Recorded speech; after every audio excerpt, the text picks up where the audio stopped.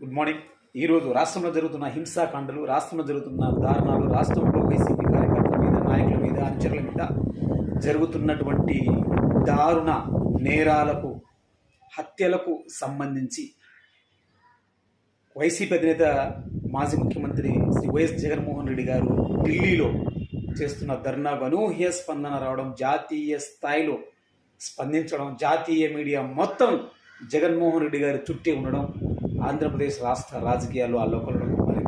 ప్రతి ఒక్కరూ దేశంలో ప్రతి రాజకీయ పార్టీ, ప్రతి అధికార పార్టీ, ప్రతి ప్రతిపక్ష పార్టీ కూడా జగన్మోహన్ రెడ్డి గారు చేస్తున్న ధర్నా గురించే